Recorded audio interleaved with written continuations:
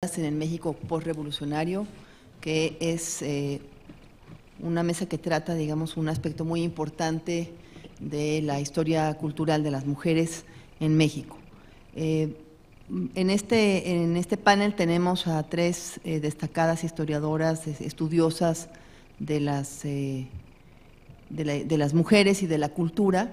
Voy a nada más mencionar su nombre y su institución, y digamos por sus obras las conoceréis, que es por sus trabajos, muchas de ustedes ya las conocen, pero además por lo que van a presentar veremos más de lo que son sus intereses y sus líneas de investigación. Está primero Esther Hernández Palacios de la Universidad Veracruzana, Emily Hine de la Universidad de Wyoming y Elisa Rashkin de la Universidad Veracruzana. Le doy la palabra a Esther Hernández Palacios, que nos va a hablar de Concha Michel en busca de las raíces de la equidad. Gracias, Lucía. Buenas tardes ya. Voy a iniciar mi trabajo leyendo un epígrafe de la propia Concha Michel. Estoy oyendo el corazón del niño, el ritmo universal, parejo con la música y sonido, en voz de inmensidad. Estoy oyendo el corazón del mundo, el abuelo del huehuetl ancestral para la danza, la alegría, el peligro, voz del instinto, voz de la unidad. Concha Michel es una mujer legendaria. Investigar sobre su vida y su obra es adentrarse en una leyenda construida por ella misma y por quienes con ella convivieron. Se dice que nació en un pueblo de Jalisco en el año de 1899, en el seno de una familia de terratenientes, que su abuelo, Luis Michel, era un señor feudal de nacionalidad francesa, fundador de un convento de monjas y un internado para niñas en Ejutla, poblado de la costa jalisciense cercano a su hacienda, en el que Concha ingresó siendo una niña pequeña, que después de algunos años de encierro forzoso, un buen día a los 7, harta de la monotonía y la falta de libertad, se robó un corazón de Jesús y le prendió fuego. Y como si fuera poco, casi convenció a varias compañeras y algunas novicias de huir con ella. Que a raíz de su rebelión fue expulsada, por supuesto, ¿verdad?, y vivió por algún tiempo a Salto de Mata. Que aprendió a cantar y a tocar la guitarra entre feria y feria, fiesta patronal y fiesta patronal, ganándose la vida como cantadora. Que se casó con un alemán 20 años mayor que ella, al cual abandonó porque no pudo acostumbrarse a la vida sedentaria, y con él tuvo un hijo. Que era tan hermosa como valiente, que cruzó la frontera e entró de ilegal a Estados Unidos, llegando hasta Nueva York, en donde fue contratada para cantar en la casa de los Rockefeller, que con el pago de ese concierto tuvo el dinero suficiente para cruzar el océano y con su chiquillo a Memes llegar hasta la URSS para ver cómo era la vida de las mujeres comunistas y para hacerse amiga de Alejandra Kollontai, de la Kubreskaya y de Zetkin. Que por cantar algunas de las más de 1000 canciones mexicanas que se sabía en diversas sedes obreras, recibió infinidad de títulos honoríficos, que viajó por 17 países europeos cantando acompañada de su guitarra y de la voz de su pequeño hijo, que de regreso a México lideró un movimiento de mujeres campesinas en Michoacán, que recogió y transcribió al lenguaje musical más de 7000 canciones populares, algunas de ellas en 11 lenguas originarias, que el Indio Fernández le robó el título de una novela recién publicada para hacer una de sus películas, que estuvo a punto de matar a Diego Rivera con el metlapil de su casa para defender a su amiga Lupe Marín, que fue cortejada por muchos de los miembros del Partido Comunista, que no la respetaban ni por ser la compañera de su secretario general, que en sus casi 100 años de vida nunca le tuvo miedo a nada ni a nadie, y que siempre luchó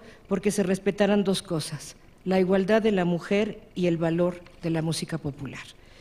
Resulta increíble que una historia semejante haya pasado casi desapercibida dentro de la historiografía cultural de México y que a poco más de 20 años de su muerte casi nadie la recuerde. Concha Michel no figura en el Diccionario de Escritores Mexicanos de Consuelo Ocampo, editado por la UNAM, y en la Enciclopedia de México de Editorial Planeta se le dedican apenas unas líneas, en las que solo se le reconoce por haber estado comisionada por la Secretaría de Educación para recorrer el país y recoger ejemplos de folclore y haber escrito algunas obras de teatro y unas 50 canciones sobre la Revolución. Reconstruir la biografía de esta mujer excepcional es importante, pero lo es más aún recuperar su obra, tanto en lo referente a la investigación y recopilación de la canción tradicional de nuestro país, como en lo que atañe a su investigación en torno a la condición dual de la humanidad que ella fundamenta en la más antigua cosmogonía prehispánica. Para conocer mejor a Concha Michel, es necesario revisar los pocos datos biográficos fidedignos que se pueden rastrear detrás de la leyenda. Existe un archivo Concha Michel que se encuentra en la ciudad de Morelia, Michoacán, al resguardo de su nieta Citlali Rieder, mismo que está ordenado e inventariado. La página de internet que da cuenta de esta informa además que este fondo no es el único existente y que falta por inventariar el material que está bajo resguardo de la nuera de Concha Michel aquí en México, Distrito Federal.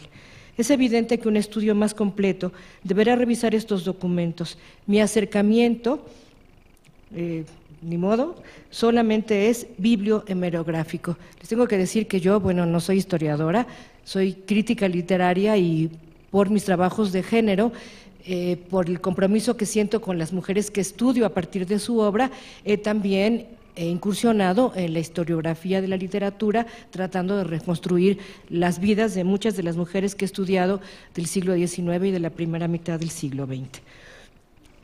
De acuerdo con su nieta Citlali, Concha nació el 26 de mayo de 1895, no de 1899, como se sabe, y no se llamaba Concepción, sino Asunción, pero ella se cambió el nombre porque el suyo no le gustaba.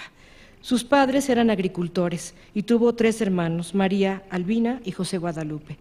Según cuenta una octogenaria Concha, a la entonces joven periodista Elena Poniatowska, en entrevista publicada en varias entregas, en agosto de 1977 en el periódico Novedades, heredará de su padre el espíritu rebelde y tomará de las mujeres del Istmo la vestimenta que la caracterizará hasta su muerte. Detalle que merece una pequeña digresión. Entonces fue ella, y no Frida Kahlo, quien inició la moda de vestir a la usanza tehuana. Debe haber pasado varios años estudiando música en Guadalajara, pues Cardona Peña afirma que cantaba a Scarlatti y a Mozart antes de concluir sus estudios,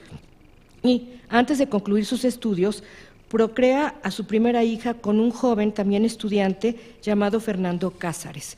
La niña muere después de una serie de vicisitudes que incluyen un viaje ilegal a los Estados Unidos y su respectiva deportación, su traslado a la Ciudad de México, su necesidad de trabajar como sirvienta para ganarse la vida y finalmente su casamiento con Pablo Rieder, austriaco, no alemán, muchos años mayor que ella, quien será el padre de Godofredo, su segundo hijo, y de quien se separará muy pronto. Las múltiples dificultades que enfrenta, dado su carácter inquieto y sobre todo rebelde, hacen que se incorpore como miembro activo y propositivo a uno de los más importantes movimientos estéticos que ha tenido nuestro país, dentro del cual actuó además al unísono con las más innovadoras tendencias del arte, entre las que destaca su interés por la música popular, de la tierra en que nació y su compromiso por rescatarla. En los diversos documentos que contienen los datos biográficos de Concha, no he podido encontrar una guía que me permita dilucidar si su interés por y su compromiso con el folclore es anterior al político o viceversa. El hecho es que en el momento de su iniciación, o mejor dicho, de su incorporación al movimiento artístico emergido de la Revolución Mexicana, ambos están íntimamente relacionados. Y esta impetuosa y valiente mujer, con su hijo a cuestas, se lanza a la aventura de recorrer una gran parte del territorio del país como una soldadera, solo que en lugar de fusil lleva una guitarra y en vez de cartucheras un cuaderno pautado. Su vocación de investigadora tuvo un poco tiempo un apoyo institucional que le otorgó, además de la tranquilidad de un salario, el reconocimiento a su labor de búsqueda y rescate. En 1926, José Manuel Pushka Saurang, entonces secretario de Educación Pública, la contrata para que se ocupe de recoger ejemplos de música folclórica, tarea que realiza sobre todo en su estado natal y que ella ya venía haciendo aún antes de de haber sido contratada. Durante sus años de trabajo de campo, Michel recogió más de 7,000 canciones de diversos géneros, sones, corridos, canciones, muchas de ellas en las lenguas de los pueblos originarios de México, en su momento considerados como dialectos.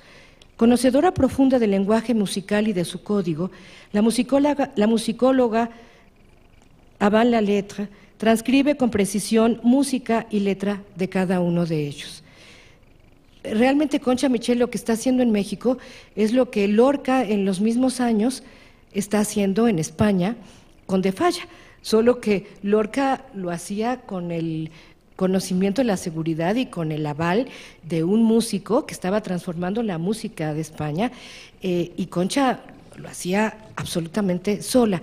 Yo creo, y esto bueno lo digo en el trabajo extenso que Lucía leyó, no me puedo extender mucho por el poco tiempo, que Concha sí sabía lo que Smetana y muchos otros músicos europeos habían hecho desde el romanticismo en el trabajo del rescate de la música popular, ¿verdad? Y que era más conocedora de lo que su misma leyenda nos dice. Solo firmó 2 volúmenes de corridos revolucionarios, a pesar de que recogió 7,000 ejemplos. Estos corridos revolucionarios se publicaron en 1938 sin pie de imprenta, y Cantos Indígenas de México, que publicó en 1951, ahora sí, con el sello del Instituto Nacional Indigenista. Este último libro incluye, además de grabados de Alfredo Zalce, fotografías del famoso cineasta Sergei Eisenstein, a quien no se le otorga crédito en la portada. Es increíble, ¿verdad? Porque el libro dice letra y música recogida por Concha Michel, grabados de Zalce, y no dice que nada ni más ni menos que Einstein está incluyendo algunas fotografías. Miles de canciones, sones, cantos, corridos, alabados y otros géneros de música tradicional recopilados por ella permanecen inéditos en los archivos familiares e institucionales, o bien se han perdido. Aquí hay que hacer un trabajo muy serio, que tendrá que hacerlo más bien un musicólogo, ¿verdad? Para ver qué cosa queda realmente de estos 7,000 ejemplos. Cada vez más comprometida con la música y con la política, y frecuentando los grupos de artistas e intelectuales vinculados con el Partido Comunista, Concha se afilia a la Liga de Escritores y Artistas Revolucionarios, mejor conocida como la LEAR. Fundada en nuestro país en el año de 1933 como la sección mexicana, según designación propia, de la Unión Internacional de Escritores y Artistas Revolucionarios, la cual se había creado 3 años antes en la URSS. La gran mayoría de los miembros de la LEAR era comunista. Entre sus miembros principales estaban Leopoldo Méndez, en cuya casa empezaron a sesionar, Silvestre Revueltas, José Mancisidor y Juan de la Cabada, que fueron sus presidentes, además de muchos otros, entre los que se contaban Pablo Higgins, Luis Arenal, Javier Guerrero, Emilio Abreu Gómez, quiero leer tan rápido que mejor lo hago más despacio, ¿verdad? Alfredo Zalce, Fernando Gamboa, Juan Soriano y Santos Balmori. La Liga cuenta además entre sus afiliadas con varias mujeres: María Izquierdo, Edith Kaplan, Amelia Vázquez Gómez, Aurelia Guevara, María Josefa Vidaurreta y, por supuesto, Concha Michel. Sus facetas de militante comunista y cantante e investigadora del folclore se unieron en algunas de sus composiciones, como el corrido agrarista y como Sol Redondo y Colorado. Este último corrido sirvió de himno al Partido Comunista Mexicano, aunque nadie sabía que era de ella. Es muy posible que para 1933 Concha haya estado afiliada ya al Partido Comunista, o que por lo menos se encontrara muy cerca de él. Sin embargo, su afiliación, su militancia política y su cada vez mayor interés por viajar a la Unión Soviética no la alejan nunca de su pasión musical. Antes de irse del país, visitó varias ciudades norteamericanas, cantando canciones sobre problemas sociales, como dice ella a Poniatowska, y haciéndose famosa por componerle una canción a la madre de Tom Mooney, líder obrero y activista político californiano, miembro del Social Party of America, quien fuera injustamente acusado de un bombazo en San Francisco en 1916 y condenado a morir en la silla eléctrica. Cuando la Michelle estuvo en los Estados Unidos, Mooney purgaba condena. Finalmente se le perdonó y liberó tras 22 años de cárcel. La canción fue traducida al inglés y ampliamente difundida y cantada entre todos los grupos obreros o entre muchos grupos obreros de Estados Unidos. Como ella misma dice muchas cosas y las hace muy hiperbólicas, pues habrá que sacar a veces mitad, a veces cuarta parte y buscar, hace falta trabajar mucho sobre, a partir de lo que la propia Concha dice y de los registros que se encuentran, revisar para saber exactamente dónde está la leyenda y dónde está la realidad. Acompañada de su hijo, siempre, en 1933 cumple su sueño de conocer la URSS. Durante su estancia en el país de sus sueños, se interesa sobre todo por conocer la situación de las mujeres. En la entrevista ya citada con Poniatowska, dice haber conversado sobre feminismo con Clara Zetkin y Alejandra Kollontai, a quien ya había conocido en México cuando ella fue embajadora de Rusia en nuestro país. Como era de esperarse, también allí se dedicó a viajar y cantar para las organizaciones obreras.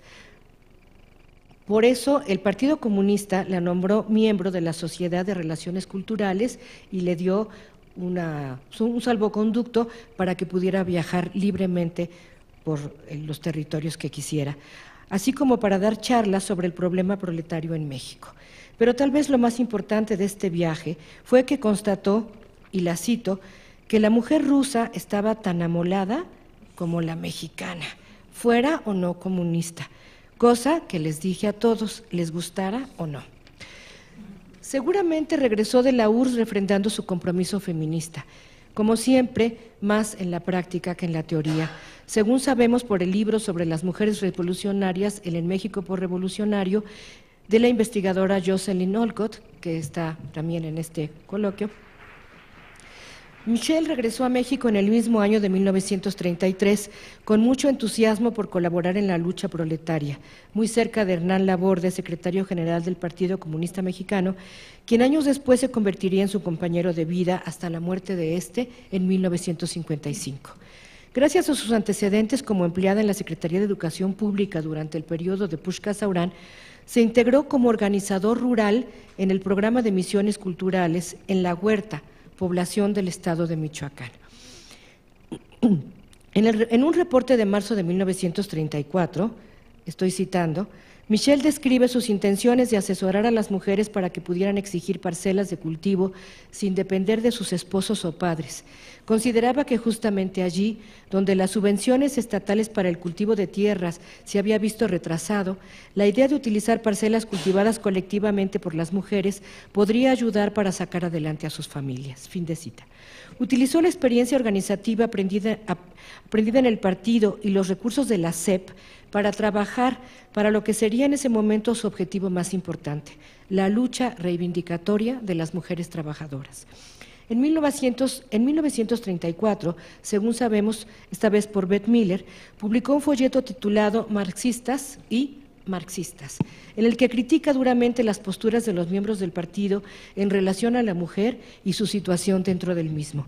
Era evidente que no podía permanecer en el Partido Comunista, ya que en contraposición con la mayoría de sus miembros, pugnaba por tomar en cuenta la diferencia sexual, reivindicando espacios propios para la mujer, al mismo tiempo que defendía la idea de la complementariedad de los géneros. Las pugnas entre sus ideas y sus reivindicaciones fueron creciendo hasta que, al amenazar con hacer públicas sus ideas, fue definitivamente expulsada del partido, según nos dice Olcott. Años después, se convertiría en la compañera de Hernán Laborde, quien fuera secretario del Partido Comunista, como ya les dije. En 1936 publicó un folleto, esta vez titulado Casa Escuela de la Mujer Trabajadora, en el que desarrolla su proyecto de ligar el comunismo y las reivindicaciones feministas. Ese mismo año la encontramos en plena acción, liderando a unas 250 mujeres, entre las que se contaban campesinas, obreras y maestras, para apoderarse de la hacienda de Santa Bárbara. Su participación directa en las filas femeninas y feministas de la izquierda revolucionaria nunca impidieron que continuara cantando y permitieron además que se decidiera componer y publicar sus canciones, en su mayoría de temas alusivos a sus intereses. En 1938, como ya hemos dicho, salió a la luz su volumen Corridos Revolucionarios. No se contentó con actuar. Pasados los años juveniles, se dedicó a expresar lo que consideraba era indispensable para lograr ese verdadero cambio en la sociedad para la que ella y sus compañeros de lucha habían entregado su vida: la igualdad entre el hombre y la mujer. Esta tarea la llevó a cabo en 3 libros. El primero, escrito y publicado en el 38, todavía en plena efervescencia vital, se titula Dos antagonismos fundamentales. El segundo, Dios Nuestra Señora, fue publicado en 1966, cuando la autora era ya una anciana. Y el tercero, Génesis, no se publicó sino hasta 1974. En este último volumen se incluyen los 2 anteriores. Estas 3 obras son disímiles en sus planteamientos y en su forma, no solo por haber sido escritas en diferentes momentos, sino porque la primera es un estudio que, después de revisar el tema desde diversos ángulos y de hacer una dura crítica a la realidad, llega incluso a plantear un programa de acción. La segunda es un poemario. Le comentaba a Lucía que el poemario es un poemario bastante elemental desde el punto de vista poético. La mayoría de los versos, o todos los versos, son octosilábicos y con rima sonante semejante en todas las rimas de las estrofas, lo cual hace que la lectura para los años en que está publicado sea bastante pobre, dado ya lo que se está produciendo en esos años en la poesía mexicana, que no es el momento de comentarlo, pero que está leyéndose otro tipo de obra. El tercero no se publicó, ya lo dije, ¿verdad? El tercero no se publicó. Después de revisar el tema desde diversos ángulos y de hacer una dura crítica de la realidad, llega incluso a plantear un programa de acción. Eso ya lo dije. La segunda es un poemario y la tercera contiene tanto un ideario como una serie de poemas. O sea, el tercer libro mezcla la prosa con el verso y el ensayo con la creación. Uno de los textos que se compilan en el último libro es una autobiografía resumida. Al mismo tiempo, los 3 libros, al mismo tiempo que son diversos, son semejantes en el hecho de contener las ideas que fundamentan y resumen la vida y el pensamiento de una de las creadoras más activas y rebeldes del siglo XX mexicano. Las páginas que escribí completas, y estoy preparando un capítulo para un libro que estamos coordinando Elisa y yo, esperan abordar de manera más estricta y más profunda el aliento y el pensamiento de esta mujer extraordinaria. Gracias.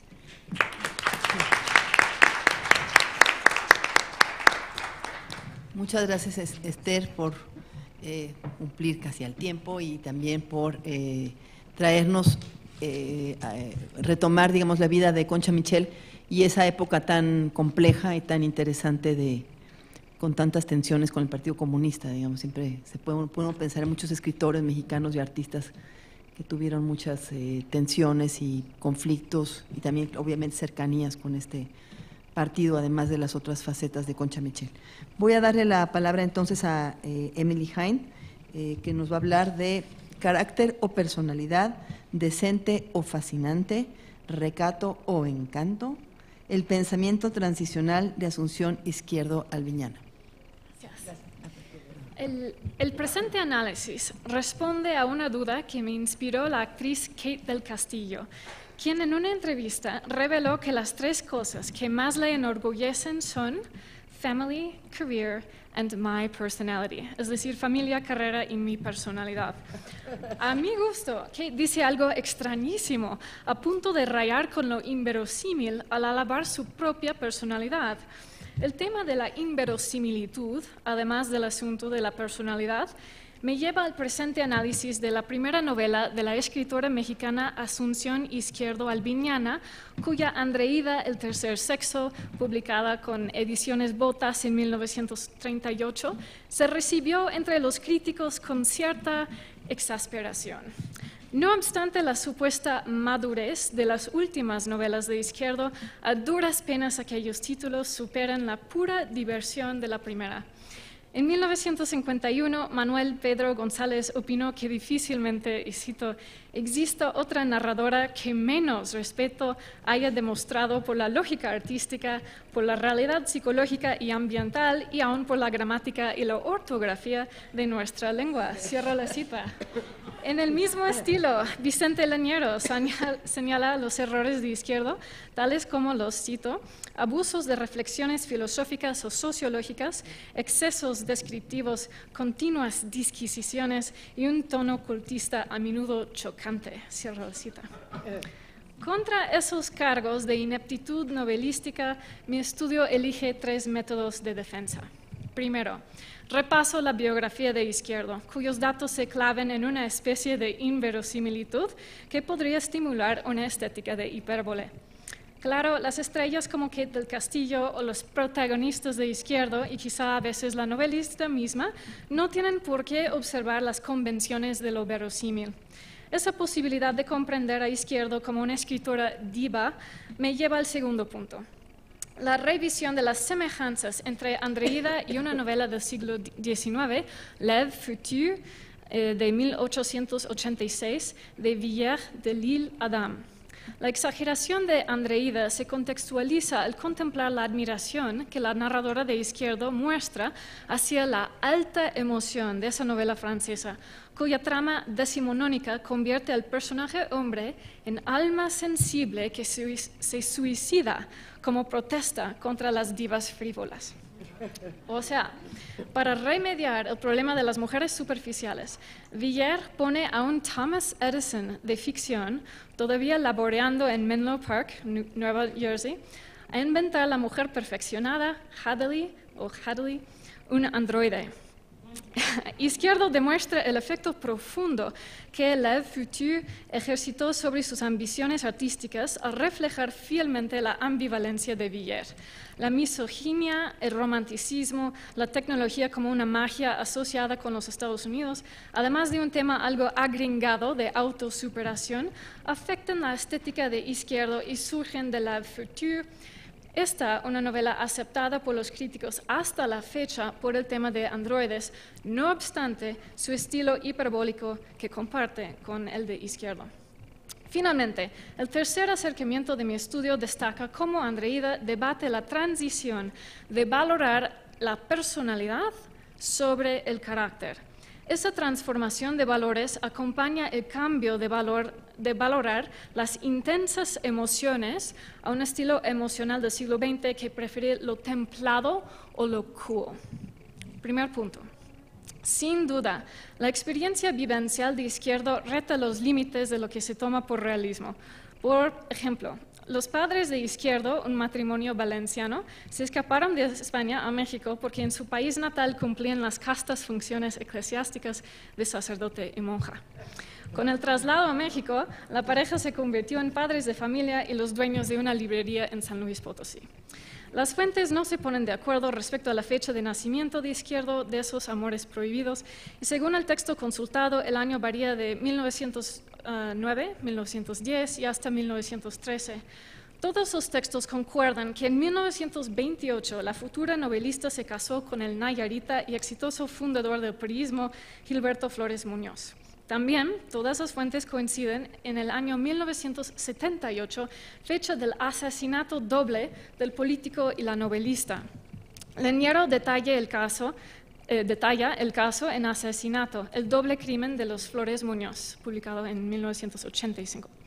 Según la justicia mexicana y contra toda verosimilitud, el asesino fue el nieto mayor, pero tenazmente junior, quien pasaba la noche con los abuelos en su residencia lujosa de la Avenida Palmas, en Lomas de Chapultepec. El principio y el final de la biografía de Izquierdo no se ajustan a lo creíble y los puntos intermedios tampoco. Contra toda expectativa racional, tras un comienzo matrimonio difícil por privaciones materiales, Izquierdo, Albiñana y Flores Muñoz se convierten en ricos. Y es más, Flores Muñoz casi se volvió presidente. Perdió el puesto por un dedazo que favoreció a López Mateos. Al lado de la prominencia del padre, el hijo Flores Izquierdo se forjó un éxito profesional arrasador como un cirujano internacionalmente celebrado. Por si estos extremos no fueran suficientemente increíbles, resulta que Izquierdo sostenía una batalla perenne con su marido por el derecho de desempeñarse como escritora. De lo que se entiende de la historia, parece que Flores Muñoz se oponía a la vocación de la novelista de Izquierdo albiniana porque éste temía las consecuencias a su carrera política. La batalla conyugal se narra en las cartas de Izquierdo con un tono deliciosamente dramático. Por cierto, no es que falte yo la debida empatía por las circunstancias complicadas. Al contrario, el placer que derivo de las cartas refleja mi dedicación a la novelista izquierdana. Por ejemplo, y solo tengo tiempo para dar un ejemplo, pero una carta de Izquierdo fechada en 1970, 5 meses después del fallecimiento de su madre, aparece en el libro de Leñero y allí la novelista alude a la tentación de matarse y cito: "Esa es la situación, la salida, una sola". Cierro la cita. Claro, sabemos que Izquierdo no se suicidó y ni siquiera se divorció, aun después de que el nieto mayor se le informó de la existencia de una segunda familia del marido en Nayarit, y después de eso sí le echa de la casa al marido, pero después cambia de edad.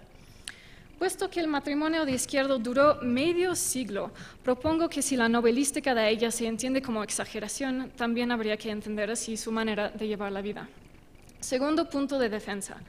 Como dije, Izquierdo construye su primera novela encima de un texto misógino de Villar y esa imitación parece limitar el proyecto de Andreída.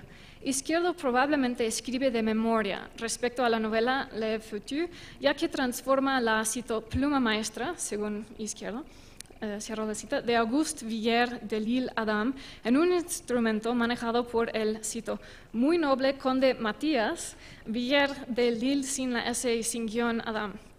Cierro la cita.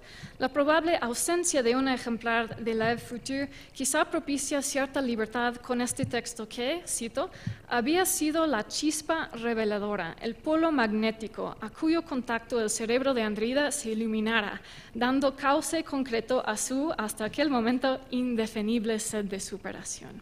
Cierro la cita.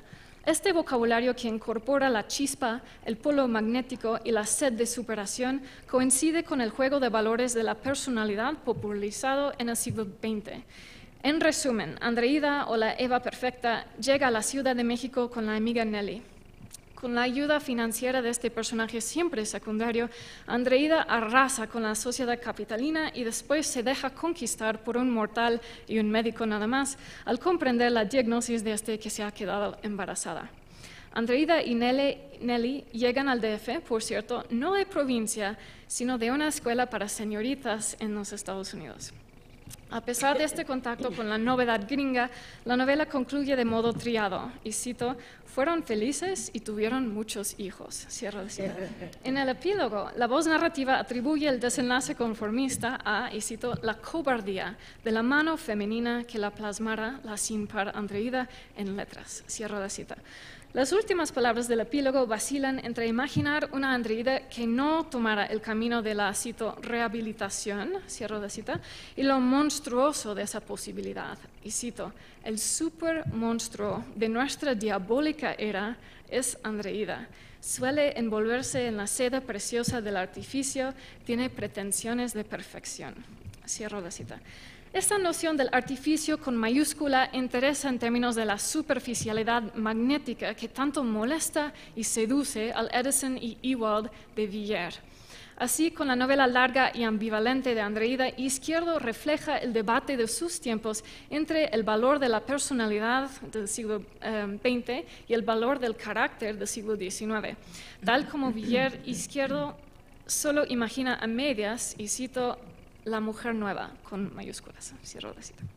Consulto el trabajo de dos historiadores de los sentimientos para explicar esa ambivalencia que vacila entre admirar a las mujeres que provocan el suicidio ajeno y castigar a esa Eva perfeccionada de personalidad magnética para que se retorne a su papel doméstico.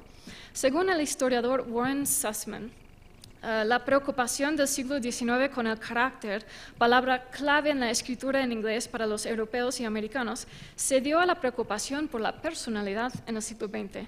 Las palabras que según Sussman se asociaban con la personalidad incluyen algunas que podrían identificar a las malas mujeres de Villiers y la perfecta monstruosa de Andreída. Me refiero a los adjetivos como fascinante, atractivo, magnético y dominante. En efecto, Izquierdo caracteriza a Andreída como, cito, inexorable e indómita, cierro la cita, y, cito, triunfal, su creación de sí misma, esplendente y soberbia, cierro la cita. Por si la diferencia entre el carácter y la personalidad parece demasiado tenue, Sussman nota que el valor de la personalidad insiste en la importancia de la individualidad, de destacarse entre las masas, un valor que no necesariamente se asocia con el término carácter, referente al mundo más privado que público. Además, la palabra carácter posee tonos morales ausentes de la palabra personalidad. Subrayo la descripción del encanto ajeno que suscita la figura de Andreída, cito. Y guardando la proporción debida, podía observarse en las actitudes de Andreída cierta teatralidad, grata al común humano y que favorecía directamente esa ansia de proselitismo que hay en el fondo de todo aquel que piensa que ha creado algo nuevo sobre el inevadible círculo vicioso en marcha que es el universo. Es por esto que se multiplicaban en las calles las cabecitas de mujer imitando el peinado glorioso de Andreída. Y también por esto mismo podía observarse cómo las líneas de sus trajes se reproducían con alarmante persistencia en cuerpos femeninos. Su color favorito invadía los sitios públicos y hasta había damiselas que copiasen sus ademanes servilmente, entre ellos aquel movimiento orgulloso, muy suyo, de erguir la cabeza con gracia y como desafiando al mundo. Cierro la cita. Esta prosa dramática logra transitar desde las particularidades de Andreída hasta la generalización del inevadible círculo vicioso o el universo, sin pasar por alto las groserías éticas de la novela, como el racismo y el antisemitismo. Sí se puede apreciar el ambicionado magnetismo y la grandeza del estilo mismo aquí. No solo la protagonista, sino también la narradora sueña con proporcionar todas las respuestas correctas y bonitas. Izquierdo incurre en muchas instancias de esa voz de narradora tirándose a diva.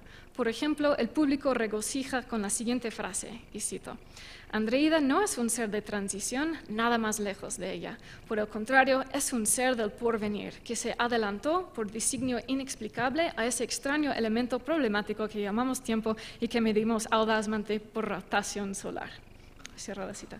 Esa retórica de escribir a lo grande, a la audacia del universo y el tiempo con mayúsculas, divierte por la exageración que postula la voz narrativa como personalidad fabulosa en sí. Hasta la conclusión conformista y el epílogo apologético, Andreída goza de las muchas tentaciones de la personalidad. Me preocupa que el público piense que impongo unos valores estadounidenses a la novela, y para contrarrestar esta impresión repito los pensamientos de Andreída una vez que consigue un empleo en la Ciudad de México, y cito: vino la oportunidad laboral a significar en verdad el nacimiento de su personalidad, hasta aquel momento cohibida y como en embrión bellísimo y prometedor. Cierro la cita. El vocabulario mismo de Izquierdo lo proclama.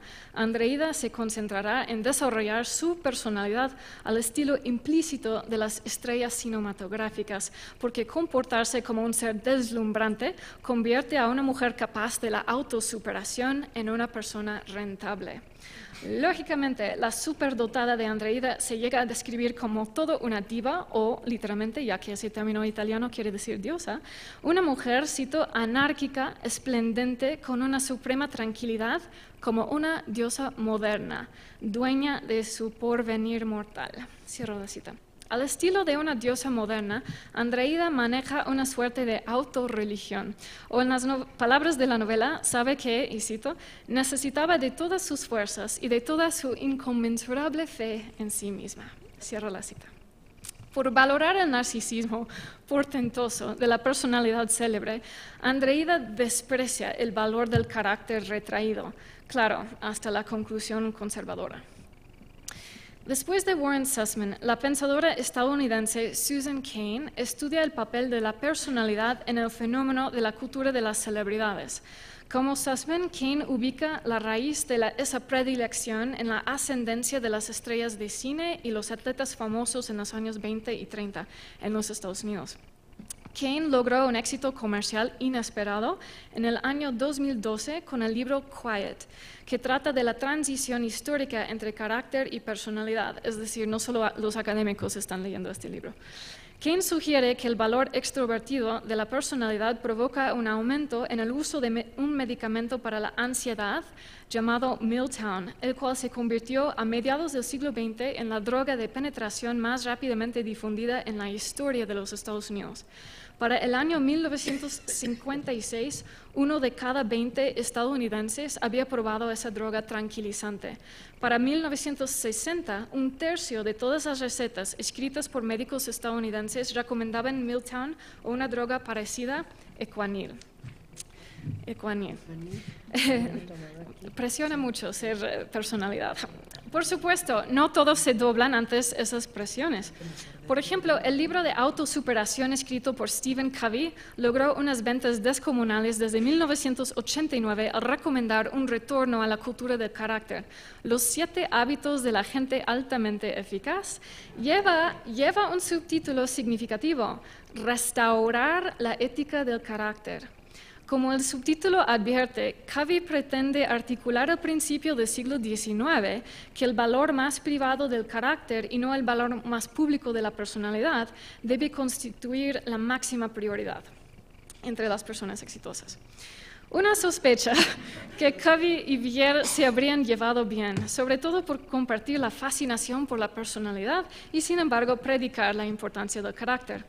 Por esa amistad hipotética pero convincente entre Covey y Villiers, me pregunto si el trabajo académico exagera la historicidad de este conflicto entre los valores del carácter y las de personalidad. Cuestiono tal vez la cronología fácil de La nueva mujer o Ser moderno, al reconocer que la novela de Villiers puede leerse como el debate de la transición entre la mujer de carácter, o la recatada y decente, y la mujer de personalidad, o la encantadora y seductora. Volviendo al asunto de las mujeres superficiales de Villiers y la mujer nueva, con mayúsculas de izquierdo, se entiende que estas narcisistas no se molestan por el destino de los hombres que se dejan enamorar. El temperamento de esas mujeres permanece cool, aunque su personalidad centella. Para el deleite mayor de la lectora morbosa de izquierdo, Andreida puede arruinar al pretendiente simplemente por insistir en su independencia y su carencia de interés en el amor. Como consecuencia de esa frivolidad femenina, un tal joven ingeniero Alonso se suicida por Andreida, tras una carrera excitante en el bosque sin resultado satisfactorio para el pretendiente. De manera sabrosa para el público deseoso de una liberación momentánea del peso del carácter, Andreida no carga con un sentimiento excesivo de culpa por esta muerte. Tanto Izquierdo como Villiers insisten en las ventajas del carácter y, no obstante, nunca resuelven del todo el problema implícito con el anacronismo. ¿Quién quiere ser el androide obediente repleto de carácter cuando puede regir sobre los hombres como diva equipada con personalidad? Por eso, tal vez, el valor de la personalidad va ganando en nuestra cultura, como bien lo sabe Kate del Castillo. No puedo concluir sin mencionar la relevancia de la cultura de consumo con el desarrollo de la cultura de personalidad. Logro atar estos cabos a través del trabajo de historiadores como Peter Stearns, quien escribe de lo cool que surge en los Estados Unidos alrededor del cambio del siglo XIX al XX. El énfasis en los actos de consumo, es decir, la presión por desarrollar relaciones sentimentales no con la gente, sino con los objetos, recuerda los hábitos consumidores de Andreida. Noto que Andreida insiste en mantener un hogar de moda en la colonia Condesa, a pesar de no poder costear esa residencia. Un buen día, Nelly les cambia de casa, ya que pagaba la otra y tampoco tenía suficiente dinero para esa, todavía en la misma zona, esta vez en la calle Amsterdam. Cito, era una verdadera residencia en la que el gusto refinado de la primera, Andreida, había desplegado toda su delicadeza y originalidad. En ella no había un detalle que despegara del conjunto, ni un color llamativo, ni una arista aguda. Todo era suavidad, firme, grata, acogedora. Cierro la cita. Como tal vez se adivina de la relación con el consumo, el tema de la personalidad se asocia con la fortuna económica, tal como antes se hacía con el carácter. Es decir, antes de desarrollar las medidas numéricas que ahora calculan el valor financiero de uno, el carácter era uno de las 4 C que determinaban si alguien recibía un crédito o no. Ese sistema de carácter por crédito premiaba el conformismo y puede ser que el consumo mismo provoca esa aquiescencia. Salto al tema de la nueva mujer de los años 20 de los Estados Unidos, denominada flapper, para advertir el problema con el conformismo que continúa con la cultura de personalidad.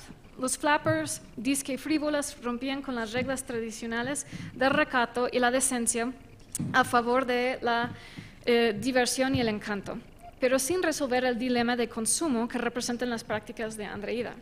Joshua Seitz articula la paradoja de un movimiento que subraya el individualismo aun cuando se expresa a través del conformismo. Esa conformidad se enuncia a través del consumo del maquillaje, ropa y otros indicadores de un estilo contradictoriamente rebelde por predefinido. O para expresar esa paradoja en las palabras de Andreida, como se explica a las compañeras, y cito, yo no soy feminista, yo no quiero redimir a nadie, yo soy el efecto de todas esas causas que he señalado y que hacen de la tierra el infierno de las mujeres, con mayúsculas. No esperen nada de mí, al contrario, yo las esclavizaré aún más, hasta hacer de ustedes simples máquinas de reproducción o de placer. Cierro la cita. Izquierdo, anticipando el éxito de Oprah, imagina a un ser humano que se perfeccionará a través de la voluntad competitiva, aunque su aspiración resulta menos individualista de lo que se imagina, porque se expresa a través del consumo legible a través de la moda. Quiero concluir al admitir que en cierta forma se sigue consumiendo la primera novela de Izquierdo, aunque bajo otros títulos. Destaco la relevancia de la obra de Izquierdo con una brevísima comparación de la novela Andreida con sus hermanas estéticas más recientes, como la película popular Niñas Mal, del 2007. A pesar de que casi 70 años separan la novela de Izquierdo y la obra del director Fernando Sariñana, encuentro en Niñas Mal el mismo debate de Andreida entre los valores de carácter y personalidad, de la emoción intensa y lo cool, y de un papel nuevo y el papel tradicional de la mujer. No obstante la incoherencia e inverosimilitud de la trama de ambas obras, encontraron un público. Puede ser que sigamos con esta batalla entre personalidad y carácter.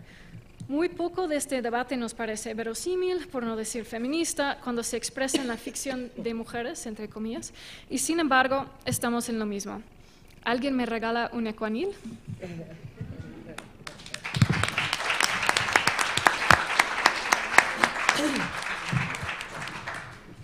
No sé si la disciplina forma parte del carácter. Habría que preguntarle a Kay del Castillo cuántas horas al día va al gimnasio, ¿no? Para conservar también su imagen. Bien, bueno, muchas gracias, Emily. Le doy la palabra ahora a Elisa Raskin, que nos va a hablar de las estridentistas, mujeres y vanguardia en los años 20. Buenas tardes y muchas gracias por su presencia. Estoy todavía deslumbrada por la presentación de Emily, pero bueno, vamos a empezar. A finales de 1921, el movimiento estridentista, liderado por el joven poeta Manuel Maples Arce, surgió como nueva corriente en las artes y letras mexicanas, proponiendo una revolución en la cultura como corolario necesario de las transformaciones políticas y sociales catalizadas por la revolución. El estridentismo desafió las convenciones que entonces predominaban en sus campos de actividad: la poesía, la narrativa literaria, el teatro, la música, las artes plásticas y posteriormente las políticas culturales. El movimiento duró hasta 1927 y a pesar de ser despreciado durante décadas por los críticos académicos y por ello casi caer en el olvido, abrió paso a varias tendencias y fenómenos culturales importantes del México moderno. Aunque el redescubrimiento del estridentismo en años recientes ha sido en gran parte la obra de investigadoras, El tema de género no ha sido enfoque de investigación. Sin embargo, la transformación de los papeles de género, tanto en la literatura como en la vida cotidiana, fue un tema latente de los años 20 que el movimiento vanguardista no pudo evitar. Para los hombres estridentistas, la chica moderna, retratada de manera deslumbrante por Achilles Vela en su novela corta La señorita etcétera, de 1922, fue objeto de fascinación, deseo, temor y confusión. Al mismo tiempo, el contacto con movimientos populares les reveló la importancia de la mujer como actor social.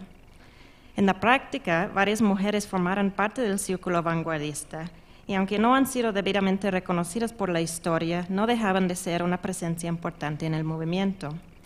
En el breve tiempo que tenemos hoy, me enfocaré solamente sobre 3 mujeres en particular que fueron asociadas con el estridentismo: Tina Modotti, Adela Siqueiro y Lola Cueto. Este ejercicio, espero, nos ayudará a retomar la crítica que ha hecho Emily en un libro fabuloso que espero que se publique en México pronto, de la categorización masculina de las generaciones artísticas y literarias en México, y así reflexionar sobre las formas en que las mujeres entraron o no entraron o quizás transformaron estas categorías. Tina Modotti. Italiana-americana, quien llegó a México en 1923, es sin duda la mujer más conocida de este pequeño grupo. Siendo ella protagonista de numerosos libros y estudios, daremos por hecho que su persona y trayectoria no requieren introducción aquí. Subrayamos, en cambio, que entre las muchas actividades que Modotti desempeñaba desde su llegada hasta su deportación 7 años después, fue la única mujer que colaboró en forma directa y pública con el estridentismo. Su visión fotográfica fue imprescindible para la estética estridentista. Además, colaboró de otras formas, por ejemplo, actuando en el Teatro Mexicano del Murciélago en 24, evento efímero pero importante en la historia del teatro en México y su nacionalización durante esta época. La herencia de Modotti al pensamiento de la vanguardia es claro en sus pronunciamientos a la prensa. En 23 comentó al El Universal Ilustrado que a una motocicleta es posible dedicar un poema. Su asociación con los estridentistas era natural bajo las circunstancias. De hecho, su mirada hacia los paisajes y artefactos de la urbe coincidió con la incorporación de tales artefactos en la literatura y arte del movimiento. Las fotos que aparecieron en la revista Horizonte y en el libro El movimiento estridentista de Germán Listar-Zubiri incluyen las de cables de telégrafo, cables telefónicos, trabajadores y tanque número 1, los cuales experimentan con luz, sombra y perspectiva para crear representaciones innovadoras, no pintorescas, de la cotidianidad del paisaje industrializado. Hacia los últimos días del estridentismo, Modotti y Listar-Zubiri planeaba colaborar en un libro intitulado El canto de los hombres. Modotti tomó varias fotos para el proyecto que se publicaron en la revista Forma como adelanto del libro. Sin embargo, como otros proyectos en proceso en el momento del golpe de Estado en Veracruz que dispersó el movimiento, el libro nunca fue publicado. Estas fotos enfatizan la interrelación entre el ser humano y la máquina. Destacan, por ejemplo, la interacción entre luz y sombra o las proporciones dramáticas de tanque número 1, mientras también sobresale el papel protagónico de los hombres en su trabajo. Estas fotos reflejan no solo la perspectiva política artística de Modotti en esa etapa, sino también la ideología del movimiento estridentista a finales de los años 20. Los estridentistas, por su parte, no vacilaron en expresar su admiración hacia Modotti y su trabajo. Las notas que publicó Horizonte son entre los primeros reconocimientos de Modotti como fotógrafa y contrastan de manera significativa con su tratamiento posterior, cuando la lectura sensacionalista de su vida eclipsó sus logros creativos. Estos no serían reconocidos hasta su redescubrimiento a través del feminismo a partir de los años 80, pero los que la conocían en vida valoraron su trabajo de manera pública y decidida. La trágica serie de acontecimientos que provocaron la deportación de Modotti en 1930, seguida por sus años de clandestinidad en Europa, su participación en la Guerra Civil Española, su regreso a México y su misteriosa muerte en 1942, todo esto convergió para frustrar la enorme promesa de su carrera fotográfica. Para alistar su vida y escribiendo un homenaje final a su amiga en 1993, la persecución de Modotti por el gobierno y la prensa mexicana seguía siendo un tema de vergüenza nacional. Debemos considerar a Tina como una gran mexicana, escribió, que no nos la quiten. Tina, hermana, qué buena que descanses aquí en tu casa junto a todos tus camaradas. Perdona las injurias, igual nos las hicieran a nosotros. Adela Sequeiro. Otra mujer asociada con el estudiantismo era la periodista, poeta y cineasta Adela Sequeiro, cuya vida ejemplifica de cierta manera el fenómeno de la chica moderna, arrojando luz sobre la no superficialidad de esta figura y en cambio su construcción a través de las oportunidades y azares de la era postrevolucionaria. Sequeiro nació en Veracruz en 1901 y con la llegada de la revolución su familia se fue del puerto para pasar los turbulentos años de la guerra en un rancho mexiquense. Al concluir el conflicto armado se trasladó a la Ciudad de México. Ahí Adela terminó sus estudios y se integró con entusiasmo a la vida cultural de la capital. A principios de los 20, Sequeiro, empleada como mecanógrafa en el ayuntamiento, se casa con Fernando Rodríguez Prado. El matrimonio solo dura 2 años, pero de ello nace su hija Sandra, y al divorciarse, Adela regresa al trabajo de oficina para mantener a su familia. Podemos pensar que la experiencia de ser madre sola, conjuntamente con sus propias inquietudes, le daba un sentido de autonomía personal poco común por la época y al mismo tiempo ligada a las nuevas condiciones de género encarnadas en la figura de la chica moderna. Pues a partir de ahí su vida dista de ser convencional y en cambio está siempre caracterizada por la audacia creativa. En marzo de 1923, el periódico El Demócrata, el Cine Olimpia y la compañía Paramount Pictures convocan a un concurso cuyo objetivo es encontrar y seleccionar la joven más bonita en el Distrito Federal. La ganadora sería enviada para actuar en una película del mencionado estudio hollywoodense. Adela se inscribe y pronto se encuentra convertida por la varita mágica de la prensa en la irresistible, el tipo de mujer que sabe prender los corazones, rendirlos, destrozarlos y que pase impávida por sobre todas las hogueras, llevando entera su voluntad, bien cerrada la puerta de su alma e incombustible el corazón que late bajo la suave tela de la blusa hechicera que arropa la tibieza de sus senos soberbios. Sequeiro no ganó el concurso, pero su participación le dio suficiente fama para lanzar su carrera como actriz en el cine nacional. Y al mismo tiempo incursionó al periodismo, escribía en El Demócrata y posteriormente se incorporó a El Universal Taurino bajo el seudónimo de Perlita. Para este entonces, Sequeiro, ya activa como actriz y periodista, también se integraba en los círculos de vanguardia. Su afiliación con el estudiantismo surgió a través de su amistad con Vela, colega suyo en los periódicos, y el también veracruzano Maples Arce. Con ellos, Sequeiro compartía el gusto por el cine de arte y en general el interés por la cultura nacional no reducido a estereotipos. En efecto, varias de sus reseñas critican a la representación trivializada de las mexicanas en el cine hollywoodense, mientras en un artículo de 1932 comenta: en México o se hacen películas de indígenas que vienen a representar para nosotros lo que los de cowboys para los americanos, o se hacen cintas de alta sociedad en las que la constante exhibición de deportes aristocráticos sin ninguna relación con el argumento las colocan a la altura de una triste revista cinematográfica. No es difícil hilvanar la relación entre este tipo de comentario, las críticas culturales hechas por el estudiantismo y la propia búsqueda de Sequeiro como cineasta. Aunque no podemos clasificar sus propias películas como cine estudiantista, las convergencias permiten pensar que la creatividad de la cineasta puede haber sido alimentada por su asociación con el estudiantismo, al mismo tiempo que éste recibió la influencia dinámica de la vivaz y muy moderna Perlita. A mediados de los años 30, las inquietudes que Sequeiro ya había mostrado en otros ámbitos le llevaron a extender sus actividades a la producción cinematográfica. En 1935 formó la productora Éxito y a través de esta cooperativa produjo, escribió y protagonizó Más allá de la muerte, película sobre el amor prohibido entre una mujer casada y un torero, notable por su tratamiento del deseo femenino como la fuerza motor de la narrativa. 2 años después, Hizo su debut formal como directora con La mujer de nadie, que también produjo, escribió y protagonizó.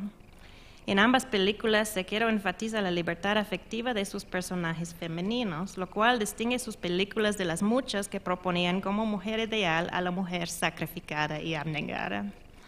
Al mismo tiempo, los atrevidos ángulos de cámara y otras características formales también apartan su obra del grueso de la producción nacional. El crítico Rajena captó bien ese sentimiento cuando opinó que La mujer de nadie era, cito, precisamente lo que nos hace falta ante tanto charro, tanta china, tanto pulque y tanta tequila. El rechazo de los estereotipos nacionales y de género expresado por Pelite en sus reseñas periodísticas encontró su afirmación en la propia producción de la directora. La carrera de Adela Sequeiro como cineasta duró poco. Su tercera película, Diablillos del Arrabal, de 1938, la llevó a la bancarrota y se vio obligada a vender los derechos a este y La mujer de nadie, quedando no solo sin posibilidades de seguir dirigiendo, sino también sin el control sobre su propia obra, la cual se cayó en el olvido durante décadas. Creo que hay otra de ella. Sin embargo, encontró maneras creativas de sobrevivir dedicándose al espectáculo y al periodismo. Falleció en 1992, su aportación al cine nacional habiendo sido apenas redescubierta por los investigadores Marcela Fernández Violante, Patricia Torres y Eduardo de la Vega, lo cual generó el rescate y la restauración de su obra. Sin embargo, su multifacética personalidad aún no ha recibido toda la consideración que merece como parte de la efervescencia cultural de sus tiempos, y su cercanía al estudiantismo, con que compartía tantas inquietudes durante los 20, fue más bien olvidada por los historiadores y cronistas, y se puede agregar participantes, ¿no?, de ese movimiento.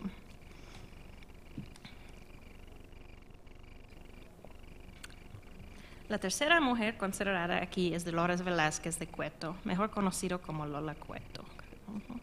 Nacida en la Ciudad de México en 1897, Velázquez inició su carrera artística a temprana edad. A los 12 años ingresó a la Escuela Nacional de Bellas Artes y al terminar la primaria el año siguiente se dedicó de tiempo completo al estudio de arte. Su ingreso a la academia coincidió con la irrupción de la Revolución Maderista.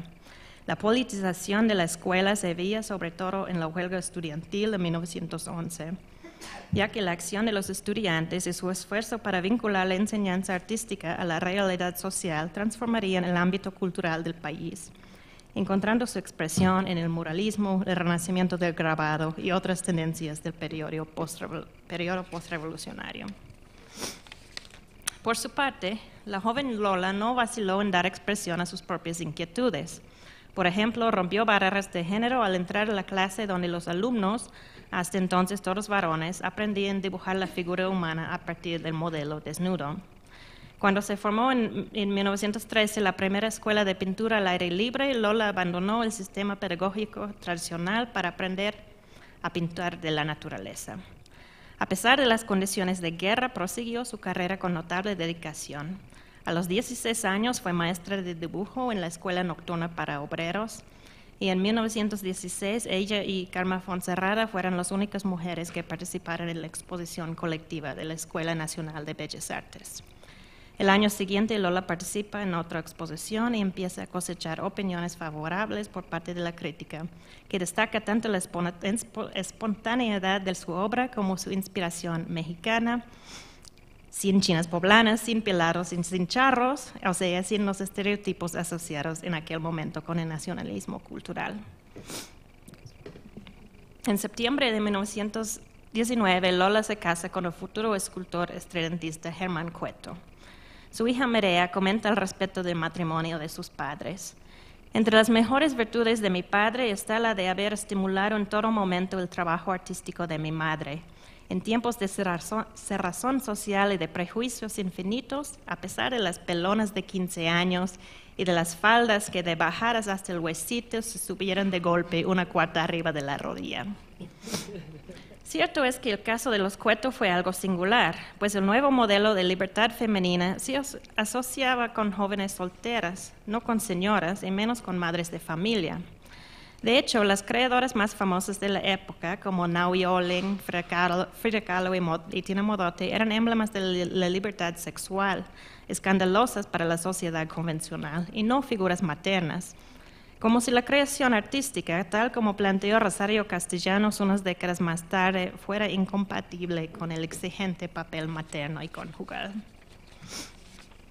La ruta de Lola Cueto, no obstante, fue otra. A 1 año de casada nace su hija Ana, seguida por Mireia, y con eso empieza una etapa caracterizada por la búsqueda de integración de su intensa vida artística con la maternidad. Dice Mireia: mi padre se lanzó con entusiasmo al movimiento estridentista y mi madre se dedicó a tener 2 niñas seguidas, situación no menos estridentista, al mismo tiempo que instaló en la casa un taller para confeccionar ropa bordada con cadeneta que estaba muy de moda. La casa familiar en la calle de Mixcalco fue centro de reuniones de los estridentistas, muralistas y otros amigos de su círculo. Maples se escribe en su autobiografía Soberana Juventud acerca del ambiente de esta casa-taller.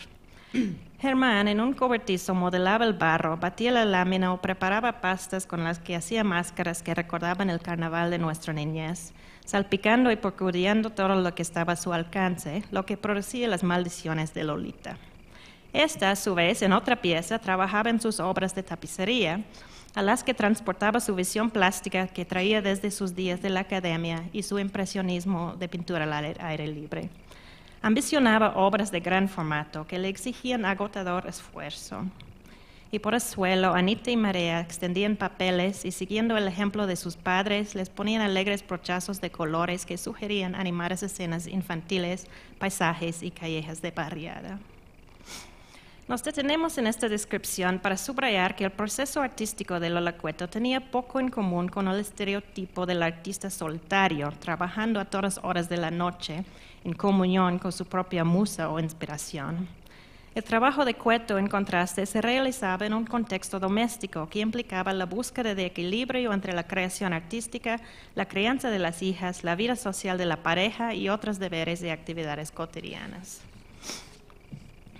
En su variada obra, Cueto expresaba una fuerte atracción hacia las culturas populares mexicanas, especialmente el catolicismo vernáculo. Algunos de sus medios privilegiados eran el papel picado y el tapiz. En este último hizo versiones propias de retablos y otras escenas derivadas de la expresión religiosa popular. Los trabajos de Cueto fueron bien recibidos por los críticos y de manera especial los del grupo estridentista.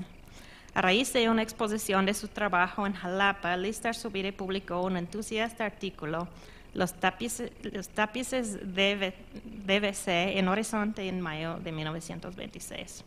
En su texto, List contrasta el trabajo de Cueto con el gusto mexicanista prevalente. Dice: es mexicana y sin embargo no lleva ni el calendario azteca ni los colores de los serapes del Saltillo.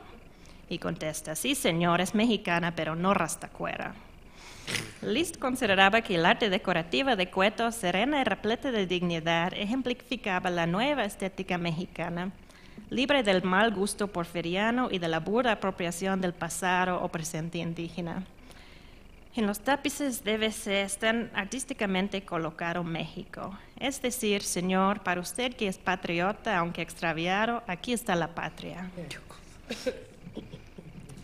Desde 1927 a 32, los Cueto vivieron en Europa, donde Lola tuvo exposiciones en París, Barcelona y Rotterdam. Al regresar a México, formó parte del grupo que inició el desarrollo de Teatro Guiñol en México.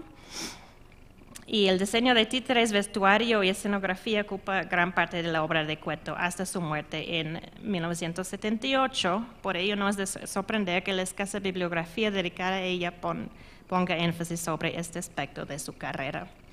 Aunque Cueto no deja de trabajar en otros medios, es en el Guiñol donde dejó más huella, ya que la difusión y publicación del resto de su obra siempre fue mínima.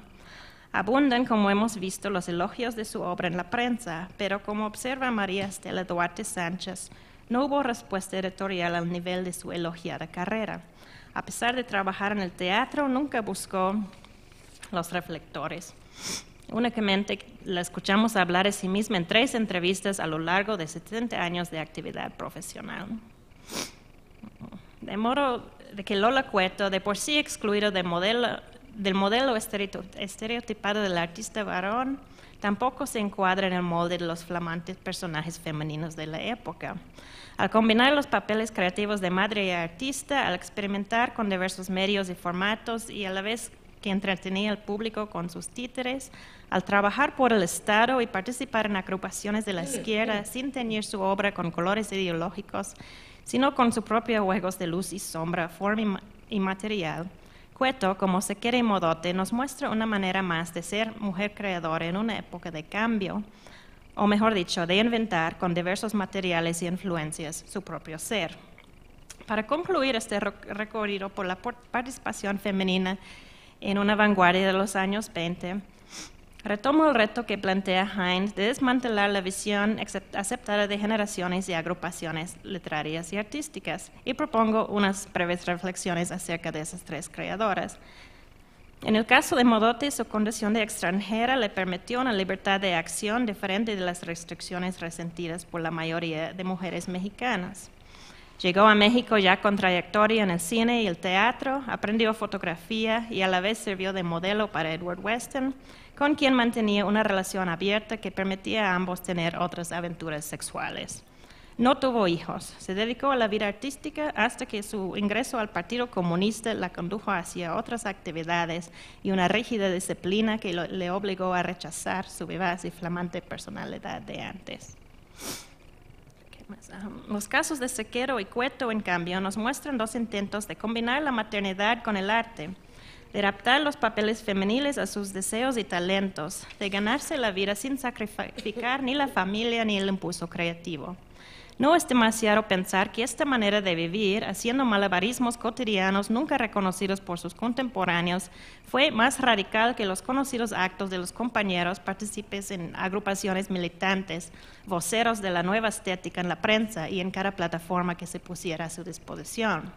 Pues al fin y al cabo, estas mujeres pusieron a la prueba la forzada elección entre la creatividad maternal y la artística que afirmó Rosario Castellanos décadas después en Sobre Cultura Femenina, y se alinean sin articularlo con el sueño expresado por la misma autora en su poema Meditación en el umbral de la otra manera de ser humano y libre, otra manera de ser.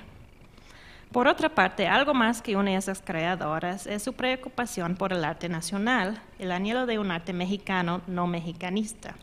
Modote, por ejemplo, a diferencia de otros fotógrafos en el país, no buscó expresiones pintorescas del tipo folclórico entonces en boga, sino que captó esencias formales, abstractas, juegos de textura, luz y sombra. Al mismo tiempo, se concentraba en la expresión de la dignidad humana. Sequera, como director en plena auge del cine nacionalista de charros y chinas, también rechazó esa visión de México, optando por la exploración de la identidad femenina y las posibilidades estéticas del medio cinematográfico. De la misma manera, Cueto, fascinado con la agudeza artística de las culturas populares e indígenas, logró traducir sus gustos a una expresión original que era, en las palabras de Listar Supere, mexicana pero no rastacuera. La exploración personal y intimista de la mexicanidad emprendida por esas mujeres fue, como hemos visto, plenamente apreciada por sus colegas varones, aunque cuando su creatividad femenina no cabía en las proclamaciones aguerridas sobre la supuesta virilidad del deber ser cultural postrevolucionario. Tomando en cuenta esa contradicción, me pregunto si al fin y al cabo el uso de los cánones estridentistas u otros de la época condena de antemano mi análisis a lo que Emily, jugando con una palabra en inglés que significa al mismo tiempo el seno femenino y el fracaso, ha llamado busted criticism, la mera reivindicación feminista de mujeres olvidadas, cuando en realidad mi propuesta es otra, la revisión de los cánones, sino su demolición a través de la perspectiva de género. Sin embargo, no considero necesario resolver este dilema, sino dejarlo como abierto y fértil punto de interrogación. Al introducir el estudio del estridentismo, por ejemplo, cuestiones como la maternidad o la expresión sexual femenina, podemos diversificar nuestra comprensión de los movimientos culturales y de sus complejos contextos históricos, viendo más allá de la autorrepresentación masculina y su forzada conglomeración en grupos y generaciones, para mejor valorar las experiencias de las creadoras a la vez dentro y fuera de estos movimientos a través de sus propias palabras, imágenes y obras. Muchas gracias.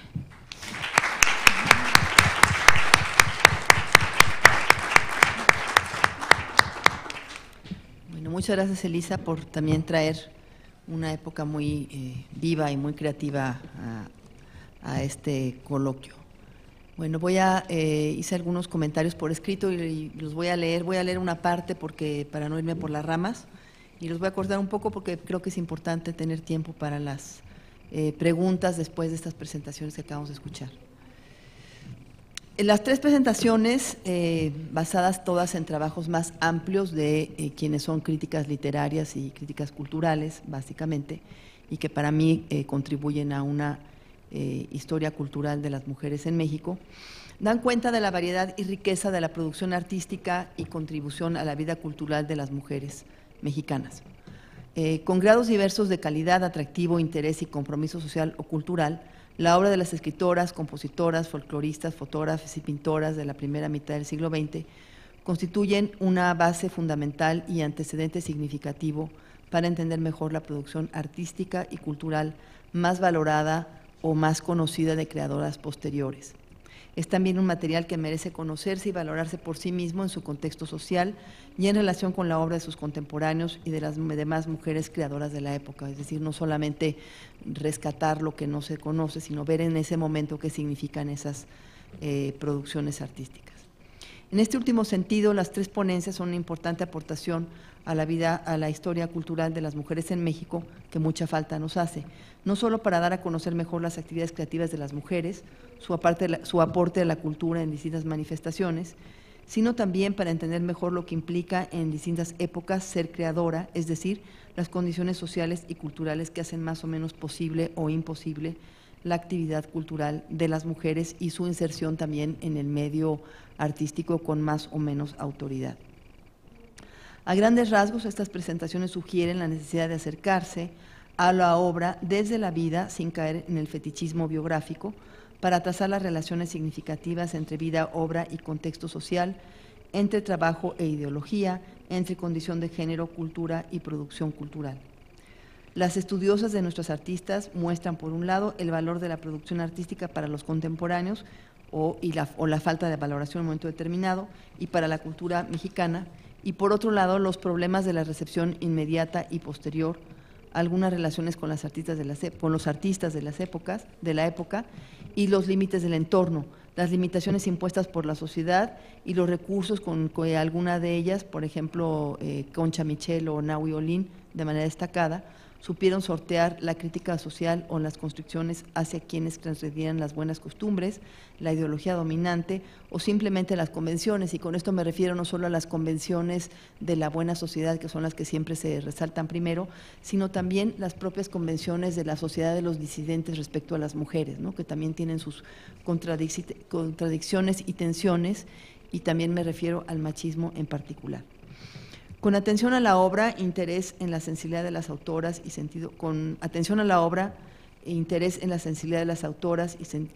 crítico, estos trabajos nos invitan a reexaminar el papel de las mujeres en la cultura mexicana y a cuestionar una historia del género que no se detiene lo suficiente en los puntos de inflexión que representa el trabajo y la vida de muchas de las creadoras mexicanas. No pretendo exagerar la nota y presentar a todas como Nahui Olin o Concha Michel. No, lo que me interesa es señalar cómo en distintos momentos han existido mujeres artistas que han cuestionado o transgredido con su trabajo primero y a veces con su modo de vida un conjunto de normas sociales y culturales que no favorecían los desbordes de creatividad ni los excesos por parte de las mujeres y a veces ni siquiera su expresión, ¿no? En ciertos medios como el de Ana Mairena, está cuestionado todavía el significado de que una mujer se dedique simplemente a escribir, aunque sean novelas no necesariamente fuera de lo común. Por otro lado, estas presentaciones me parecen interesantes como una variedad de ejercicios críticos, de estilos de lectura, que también nos hablan de un fenómeno cultural, la conformación de una crítica cultural, en este caso académica, de la producción de las mujeres, que no se erige necesariamente en crítica feminista, pero sí está inspirada en estudios de género o reflexiones acerca de la condición de las mujeres. En ese sentido, más que las semejanzas, llama la atención los contrastes en el tono y en el grado de compromiso de la crítica o del trabajo crítico con su sujeto, y no me refiero nada más a las presentaciones que hemos escuchado. Así observamos lo mismo, un acercamiento a la personalidad y al contexto más matizado y respetuoso, sin ser desmedidamente elogioso, como un vaivén entre el interés por la obra y el interés más distante, digamos, por la autora, ¿no? Es el juego entre si nos interesamos tanto por la biografía y la obra, más por la biografía o más por la obra, o me parece, y me parece que es válido, pero creo que hay que decirlo, que a veces usamos la obra como un pretexto para hablar de otra cosa, ¿no? A veces para hablar de la biografía y a veces para hablar ni de la biografía ni de la autora, sino de otros temas. También podemos ver o imaginar, en base a las presentaciones, las posibilidades que ofrece el análisis de la obra de artistas de una misma época o actividad, en cuanto se observan mejor los rasgos particulares o complementarios entre ellas, y desde luego los contrastes entre autoras que son contemporáneas, ¿no? Si pensamos en la obra de Concha Mitchell de 1938 y Andreida de 1938 también, pues estamos hablando de cosas completamente diferentes en un mismo medio, en una misma ciudad, pero dos medios completamente distintos y logros artísticos completamente diferentes también. Una pregunta que puede plantearse, tanto a nuestras ponentes como en general, y me parece que a nosotras mismas, yo también trabajo estos temas, es cómo escogemos nuestros temas de estudio y qué planteamientos éticos o estéticos nos hacemos o nos podemos hacer. Un interrogante, por ejemplo, sería hasta qué punto las estudiosas de autoras pasadas nos dejamos llevar por intereses y modas de la actualidad. Cómo podemos frenar el impulso de nuestros propios sesgos ideológicos, cualesquiera que estos sean, para entender mejor sin juzgar de antemano ni idealizar tampoco. Y he pensado al leer estas obras y también en general en un planteamiento que hace Elizabeth Young Rule, que es entre otras biógrafa de Hannah Arendt y de otras destacadas pensadoras mujeres, ¿no?, en Subject to Biography, sobre la relación que se establece entre la biógrafa y la biografiada. O sea, ahí hay una cuestión que hay que examinar, y que nosotros, al estar estudiando una obra o una autora, también nos dejamos de alguna manera marcar desde la personalidad, la ideología, la obra, las preferencias de esta autora. Planteo esto no solo a partir de los trabajos aquí presentados, sino también por el desconocimiento que prevalece, con variables desde luego todavía, acerca de otras historias que a lo mejor no son tan atractivas, como por ejemplo la novela cristera, las actividades de las mujeres cristeras, y en contraste los entusiasmos críticos que a veces suscita una autora por sus posiciones políticas, no por su obra, y viceversa. Y lo he dicho en otro lado, así que lo puedo plantear aquí. El interés, por ejemplo, por la obra de Poniatowska a veces me parece que tiene más que ver con la posición ideológica de la autora o con su primera parte de su obra que con la calidad de la obra después. Lo mismo sucede con la obra de Carlos Fuentes, en mi opinión, ¿no? Estoy siendo muy honesta en ese sentido. Como críticas literarias, historiadoras o estudiosas de la cultura, podemos preguntarnos, pienso, qué y para qué estudiamos, cómo lo estudiamos y qué es lo que hacemos con esto. Bien, retomando muy brevemente algunos de los puntos de estas presentaciones, que todas ellas son sumamente sugerentes y interesantes. Como he dicho, retomaré muy brevemente algunos puntos. En su estudio de las estudiantistas de los años 20, Elisa Raskin presenta a mujeres menos conocidas, con excepción de Tina Modotti. Si por un lado se refiere al problema de la recepción y reconocimiento de la obra de las artistas emparejadas con hombres famosos, así como la persistencia de la mirada masculina que ve en ellas más cuerpo que creación, Raskin plantea también el problema de la formación del canon y de la historia cultural y literaria, que puede cambiar o debe cambiar si se mira desde el lugar y la producción de las mujeres, y que, bueno, desde otro punto de vista ha planteado también Emily Hine. Es ya lugar común la necesidad de cuestionar tanto los criterios del canon como los de las historias oficiales y las cronologías, puesto que los periodos andro- y eurocéntricos no corresponden necesariamente a las historias y periodos de las mayorías del planeta, y tampoco nos dicen demasiado sobre las especificidades de lo que están planteando las autoras. Un elemento común importante que cabe resaltar es el dar voz al deseo y al erotismo, presente y fundamental tanto en la obra de Sequeiro o Nahui Olin o de Bombal, por ejemplo, que muchas veces se olvida, como precursoras y contemporáneas de artistas posteriores. Llama la atención, por otra parte, el olvido en que cayeron las obras de Sequeiro y Cueto. En el caso de la primera, pareciera que no solo el ser mujer, sino el rechazar la cinematografía folclorizante, como muy bien lo ha expuesto nuestra ponente, y el no hacer películas más mainstream, explicar en parte su lugar secundario. Para ahondar en esto, valdría la pena comparar su trayectoria con la de Matilde Landeta, que es la directora de una película, La Negra Angustias, ¿no?, que presenta a una mujer en la Revolución.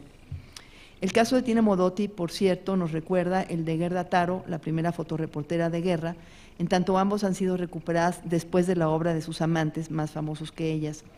Aunque Taro no había sido fotografiada desnuda, se construyeron en torno a ella mitos en que primaba la imagen de la vamp y no de la fotógrafa valiente. Había gente que decía, bueno, compañeros suyos que decían que andaba en tacones en los campos de batalla, lo cual es bastante absurdo, ¿no? Y hay testimonios que en cambio contrastan este tipo de comentarios. En contraste con esto, la historia de Cueto nos invita a preguntarnos si hay casos en que se exime a la mujer de manipulación y crítica de su biografía, o si solo varían los pretextos de crítica interesada y sesgada, porque en el fondo el prejuicio no varía. Respecto a Modotti o Nahui Olin, se ha dicho que eran demasiado libres o transgresoras, y esto podría tal vez explicar que no se les tomara tan en serio, en particular la intelectualidad y posterioridad más aburguesadas. Por otro lado, respecto a Cueto y Sequeiro, se sugiere que en sus vidas eran demasiado tradicionales o solamente no escandalosas, por lo que tampoco fueron plenamente valoradas como artistas de vanguardia, es decir, hasta qué punto la imagen de la artista también incide en la forma en que se le está leyendo su obra, ¿no? Eran artistas pese a su vida doméstica y su falta de escándalo. ¿Se explicaría esto en función del predominio todavía del mito de la maternidad? ¿No es este mito el que hizo aceptable a Gabriela Mistral en la sociedad chilena de su época, por ejemplo? Bueno, esas son algunas de las preguntas que me hago y habría mucho más que decir al respecto. Y como dije, creo que me tengo que reducir en lo que nos falta. En su presentación sobre Concha Michel, Esther Hernández da vida a una época en que se va redefiniendo el valor de la cultura popular y en que las ideologías tienen un peso específico en la vida social y personal. La vida y obra de Concha Michel y el escaso conocimiento que tenemos de ella nos llevan a plantear como primer tema de reflexión la valoración de las mujeres artistas en su tiempo, así como la recepción contemporánea y futura de su obra. En el caso de Michel, como en el de otras autoras, incide la condición de género el ser mujer, en ese sentido. En este caso en particular, el no estar ligada de continuo a un solo hombre, el romper con los moldes de la feminidad tradicional, el ser viajera, aventurera, aventada y también el ser crítica de su tiempo, son transgresiones a la norma social. Pero hay también que añadir, me parece, la condición de clase y en este caso también la posición política. No es casual que una folclorista, como bien explica Hernández Palacios, está haciendo lo mismo que mucho se valora en otros países y en otras circunstancias, haya caído en un gran olvido. Tampoco lo es que a pesar de estar cerca, por lo menos un tiempo, de artistas e intelectuales connotados y reconocidos, no tuviera la misma consideración y reconocimiento, aunque tampoco podemos decir que estuviera completamente en el margen, porque hay toda una casi leyenda, ¿no?, también de Concha Michel, por otro lado. Esto se debe, por lo menos en parte, me parece, a su pertenencia al Partido Comunista y a la evolución del feminismo y del sufragismo mexicano de los años 40 y 50. Podríamos poner, por ejemplo, un cierto paralelismo con Cuca González, que es una de las principales sufragistas, digamos, también comunista de los años 30 y que queda relegada por sufragistas posteriores que son más del mainstream y más cercanas al oficialismo. Por otro lado, me parece, se lo comenté también a Esther, me parece que sería muy interesante hacer una relación con Benita Galeana, que es otra militante comunista que ha dejado por escrito su experiencia de militante y que en su experiencia militante se ve, digamos, el peso del machismo y también del clasismo, ¿no?, de su época. Y bueno, me parece también muy importante destacar, digamos, el papel no solamente de Concha Michel como folclorista y lo que señalaste como escritora, como poeta, sino también como activista política, ¿no? En el trabajo más amplio hablas de la apropiación de la hacienda de Juárez, de Calles, perdón, de Calles, que puede leerse como un acto excepcional, ¿no?, que como señalas quienes lo han estudiado, muestra la conexión entre patriarcado y capitalismo o explotación en un sentido amplio, pero es también, tal vez me parece, un inicio de una tradición de participación de las mujeres en la vida pública como líderes sociales que abren camino y que dan voz a demandas de mujeres, ¿no? En ese sentido es una cuestión muy interesante. Bueno, para terminar muy brevemente sobre el trabajo de Emily Hain sobre esta novela Andreida de Asunción Izquierdo Alviñana, plantea una serie de contrastes muy interesantes entre personalidad y carácter e indaga acerca del sentido de la novela, de la autora, su escritora, y en gran medida cuestiona la configuración de sí misma como escritora. En este trabajo me parece que Hain se arriesga a estudiar a una autora mediocre, una obra mediocre de una autora que no era particularmente atractiva, y hacia la que no muestra, me parece, gran simpatía, ¿no? Y lo dice, no hay una gran distancia en cuanto a la relación, ¿no? de Hain con su con la obra que estudia y con la escritora que estudia también. Me parece en ese sentido que valdría la pena situar un poco más, a pesar de, digamos, de la distancia respecto al interés de la autora, estudiar un poco más el contexto, ¿no? El contexto en que está viviendo Asunción Izquierdo en cuanto a la política social y cultural de la época. Digamos, hablar un poco más, por ejemplo, de por qué no se divorció. Bueno, podía haberse divorciado, pero en los años 50, 60 y 70 el divorcio no está bien visto en México, es un problema. Me encontré recientemente un artículo de Sergio García Ramírez sobre la familia en 1957 y está hablando del machismo y del hembrismo, y tiene un anexo donde habla de que la criminalidad de la juventud tiene que ver con la crisis de la familia. O sea, estamos hablando de que todavía una mujer, aunque tuviera una posición social privilegiada, pues no era privilegiada en ese sentido. En cambio, el recurso a la historia de los sentimientos y al examen de los conceptos de la personalidad versus el carácter, el análisis de los inicios de la sociedad de consumo en Estados Unidos y su posible impacto en un México en proceso de modernización, aportan elementos muy importantes, no solo al estudio de esta novela, sino a la comprensión de una época en que también se estaba construyendo un star system y donde en un sentido la modernidad exaltaba la personalidad y la tradición, el carácter. Hain abre interesantes líneas de exploración comparativa de las novelas que en los años 20 y 30 y 40 exploraban nuevas configuraciones de la mujer, no siempre con éxito y novedad. Y hay que decir que, por ejemplo, en España en los años 30 también hay una novela que se llama La mujer moderna, donde no habla realmente de ninguna mujer moderna, ¿no? Es como más bien como de la apertura en términos de la vida sexual de las mujeres. Yo consideraría en este caso que más que continuar con Izquierdo, valdría la pena continuar con una historia de los sentimientos y de esta historia de la personalidad versus carácter, tanto en el cine, por ejemplo, como en la moda y en ese tipo de cuestiones. Bueno, para terminar, juntas, estas presentaciones nos invitan a conocer y explorar más de las relaciones entre vida y obra, condición social, ideología y creación, y trazan interesantes rutas críticas para una historia social y cultural más viva y completa de las mujeres. Muchas gracias.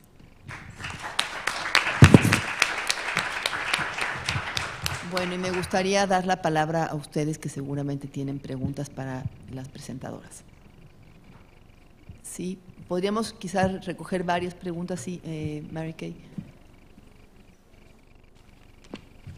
Muchas gracias. Hay todas las ponencias muy excelentes y muy sugerentes. Tengo principalmente una pregunta para Emily y también para Elisa. Yo creo que esta noción del cambio de carácter a personalidad es una conceptualización importantísima que podemos usar de muchas maneras, y muchas gracias por haber hecho esto. Me toca profundamente en la biografía que estoy haciendo. Pero también es un proceso largo y tiene distintas manifestaciones. Y me parece que lo que estás tocando es un estereotipo del femme fatale que viene del cine y que es Greta Garbo, es María Félix y es Marlene Dietrich. Y lo interesante, no sé, es para ti a responder, pero a mí me parece que Asunción está captando esta idea.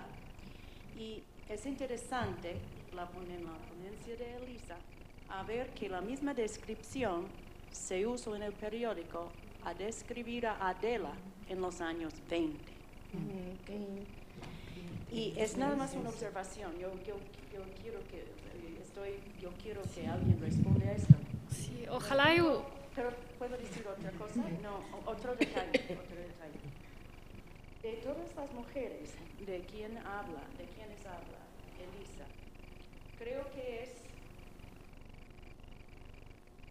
Lola Cueto, que tiene una relación permanente con su hombre. ¿No? ¿Se rompen? Oh, ok. Yo pensaba que trabajaban muy bien porque yo conozco de ellos por Guiñol en los años 30. Yo no sabía que hubo una ruptura. Ok, eso no, entonces no voy a preguntar más. Él se volvió a casar con una A señora ver, María. juntamos 2 o 3 preguntas y después ya les paso la palabra. Y ella, ¿no? Hola, buenas tardes.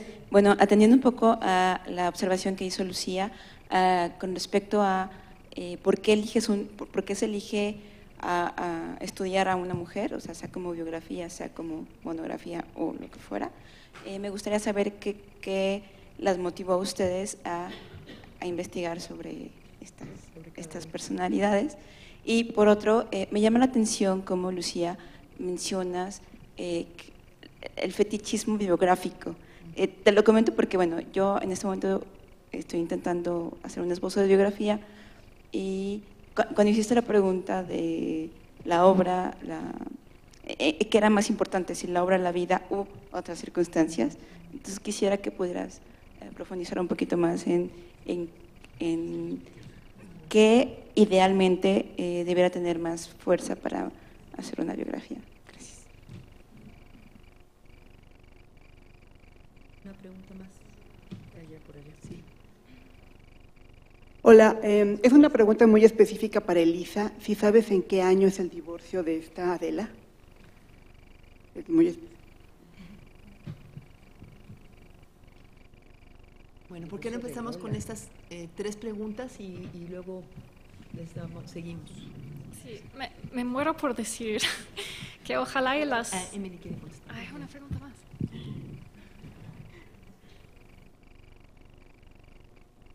¿Perdón? Bueno, Yo yo tengo perdón, pensé que iban a preguntarme. Tres y luego ya Que para ojalá y que las haya historiadoras nos puedan, o a mí me puedan echar la mano con esa cuestión de transiciones y exactamente qué está pasando entre carácter y personalidad, porque creo que mi ponencia refleja cierta indecisión porque parece que hasta cierto punto seguimos en lo mismo. Aunque tal vez el peso sí favorece más la personalidad, veo el mismo conflicto en la novela del siglo XX que en una película del siglo XXI, entre cómo debe ser la mujer en términos de carácter o personalidad. Y la personalidad siempre tiene que ver con el cine. Entonces, en Niños Mal, la estrella, o bueno, no es todavía estrella, el personaje Marta Higareda, quiere ir a Inglaterra para ser actriz con Gael. Entonces, es la meta que no cambia. Y respecto a la pregunta, mi pregunta sería, ¿el femme fatal tiene que ver con androides? Porque la idea andreída viene de la palabra androide que está manejando Villiers. Entonces, si son robots, ahí está. Sí. Y una cosa más, Izquierdo no era católica, y eso, claro, no influye su contexto, pero creo que, tal como castellano, se podría haber divorciado. Es el momento de echar al esposo de la casa, que a mí me hace pensar que sí tenía el poder y que le gustaba el drama, le gustaba ese conflicto. Yo creo, no sé, pero sí hace falta contextualizarlo mucho más. Y gracias por los comentarios. Bueno, también como que me prendió el foco escuchando de la cuestión androide y la señorita, etcétera, de Aqueles Vela. En la versión más extensa habla un poco del imaginario de la mujer en el estridentismo, y de hecho la señorita, etcétera, es como una especie de androide. Entonces, muy interesante que la imagen de la pelona, la chica moderna, sí tiene ese aspecto un poco mecánico, mecanizada, que corresponde a esa idea de femme fatale también. Es interesante esta conexión. Respecto a los divorcios, creo que no estoy muy segura, pero creo que Adela se divorcia por 1922, por ahí, porque es ahí cuando empieza a trabajar más activamente entre periodismo, etcétera. No sé, no tengo la fecha exacta. Y respecto a Lola Cueto, eso es interesante también, se me pasó mencionarlo, pero ella sí se divorcia en 39 o 40 por ahí, Y un detalle de su vida interesante es que Germán se casa luego con otra mujer y tiene otra familia, pero Lolacueta en algún momento después adopta un hijo y tiene como un arreglo con Germán para darle su apellido que ella también conserva para ella misma y su familia. Entonces tiene ese vínculo con el apellido, con la trayectoria y también su trabajo común con Germán que nunca se rompe a pesar de, pero sí vive la mayor parte la mitad de su vida como madre soltera también. ¿Lolacueta no se volvió a casar? No, ella no. Eso es importante. Faltó una pregunta. Sí. Faltó una pregunta aquí adelante. Bueno, yo nada más quería marcar que ni Concha, ni ya me está fallando la esposa de Diego Rivera, ni Frida, ni Concha ni Frida empezaron la moda del traje de la tehuana, ¿no? Y eso ya venía del porfiriato y después de la revolución. Yo había leído la ponencia de que hizo Esther y tenía una pregunta que no creo que entró aquí en la presentación. No, claro, no se puede. Y es eso, tú pones una mujer dueña de sí misma, con mucha control. Sin embargo, en un momento que ella está recopilando toda esa obra musical, creo que Gamio es la que la está pagando ¿quién la está pagando en los 20 para que lo anda recopilando? Pushka Saurán. Sí, bueno, en fin, tú dices que luego lo da a Francis Tour y lo que ella mete en Mexican Folkways es muchísimo el trabajo de Concha Michel. Y me pareció una contradicción en que una mujer como la Pinta es tan independiente, tan dueña de sí misma, entrega su obra a otra para que la otra toma el crédito. Es que es una mujer muy independiente, muy dueña de sí misma, pero es una mujer de acción. Es una mujer que no se preocupa por dejar huella. Fíjate, publica hasta que ya es vieja. Y lo que ella hace, esto creo que en el texto más amplio, que además tampoco está concluido, ¿verdad? El trabajo que estoy haciendo sobre Concha, trataré de ir más hacia ese asunto, pero ella como folclorista se siente más asume la recopilación y creo que es extraordinario que haya transcrito 7,000 canciones, ¿verdad? Desde la partitura y la letra, pero ella se siente más una cantadora, ¿no? Ya ves que en el texto amplio hablo y que encuentro en la novela de Tablada la descripción exacta de que era una cantadora, que era una mujer que iba de pueblo en pueblo cantando, ¿no? Y ella nunca abandona esta cuestión, por eso también resalto que cuando se va a Estados Unidos compone otra canción y lo que ella quiere es que sus canciones se canten y que se recupere, pero no está pensando tanto en escribir una obra como musicóloga, ¿sí? Sino en mantener viva esta tradición y si alguien más la quiere se la da. No tiene mucha idea, por lo que puedo entender hasta ahorita de su trabajo, no tiene mucho deseo, mucha idea de la autoría y del valor de su trabajo como transcriptora y como recuperadora, como investigadora. Ella es una mujer de acción que va y que canta y que recupera, pero pues como que le da lo mismo. Es muy contradictoria esta personalidad, pero si estudias su vida, si la lees, ella está haciendo esto y ya está en lo que sigue como acción, no como edición, no como firma no como su nombre ahí, sino como que lo canten, que lo lean, que se siga leyendo, ¿no? ¿Puedo agregar? Sí, también hay que pensar en el propio contexto de Mexican Folkways, que es una revista que se publica y está asociado Diego Rivera como el editor artístico y está Jean Charlot. Y por ejemplo, Anita Brenner y Jean Charlot escriben juntos y a veces con el nombre de uno y a veces con el nombre. Entonces todo el espíritu de ese grupo y esa época tenía que ver con la colectiva, la autoría no es tan importante, es la obra, entonces ella estaba participando también. Es la autoría colectiva también, ¿no? pero hace difícil la recuperación después de su obra. Bueno, creo que había una pregunta más que no y luego contestamos. vamos a tener que... Y había una pregunta más que querían hacer. De por qué escogimos a Sí, las sí, autoras, ahorita ¿no? si lo quieren contestar, sí. Es una observación únicamente para Emily Hunt y la voy a hacer en inglés. This issue of transition from character to personality maybe, I think, might be contextualized by the scholarship on 19th century women in France, on socialites, but also on celebrities. So, beginning with Georges Sand and then later Gyp, how they use scandal and self-promotion to enter into the public sphere and to attain a kind of civic participation that's otherwise denied them. ¿Quieren contestar ya ustedes? Bueno, tú preguntabas por qué escogimos a cada una de las autoras. Yo escogí a Concha Michel porque hice mi tesis doctoral sobre la obra de una poeta más o menos contemporánea que murió hace unos pocos años, Enriqueta Ochoa, y Enriqueta Ochoa configura en su obra a la divinidad como mujer. Entonces empecé a buscar qué antecedentes había y encontré Dios Nuestra Señora. Y me interesó mucho que una mujer totalmente de otro tipo, que no era poeta, que no era su principal actividad la de escribir poesía, se hubiera preocupado por este tema.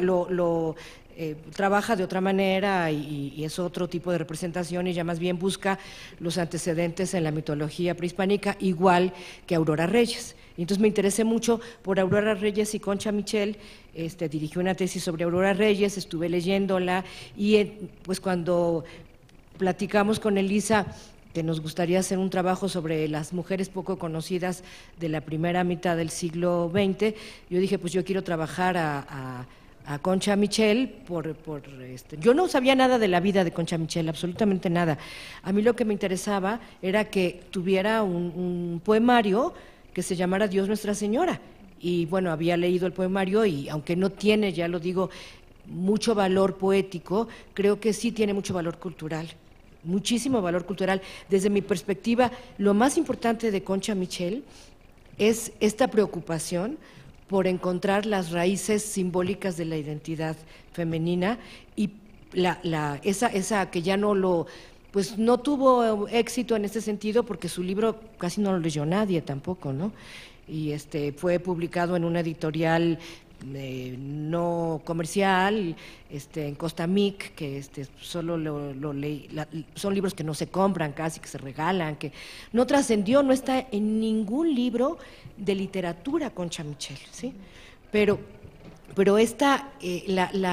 la importancia para mí está en el hecho de que una mujer creadora, una mujer, una importante protagonista de la vida cultural mexicana de esos años, está preocupándose y está interesándose en fundar a partir de las raíces el valor de lo femenino, ¿no? Y a partir de las raíces simbólicas de lo divino, ¿sí?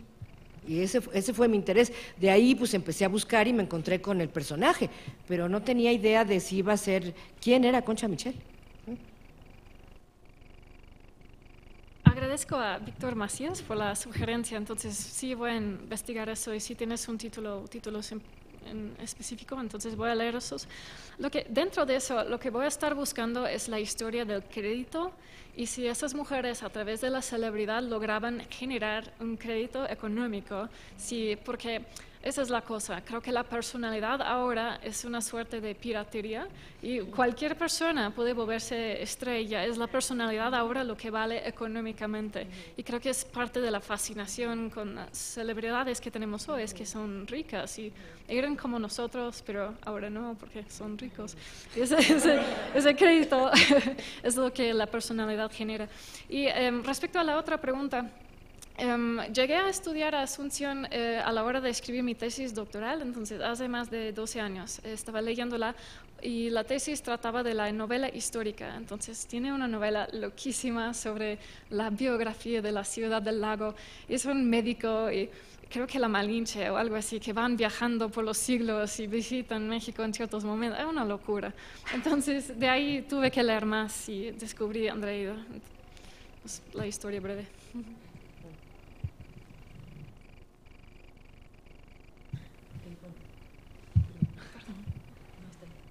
Bueno, pues muchísimas gracias. Tenemos que cerrar la mesa. Hay muchísimo más que decir. Y antes de que se vaya, nada más les quiero recordar que reiniciamos a las 4 de la tarde. Hay 2 mesas. Una es Espacio y Sexualidades en la Ciudad de México del siglo XX, Hogares, Teatros y Monumentos. Y la otra es Participación de Mujeres en Beneficencia, Educación y Trabajo. Muchas gracias. Lo que decías de la lejanía o la cercanía con la biografía, con el biografiado. Ajá. Yo tuve que hacer la biografía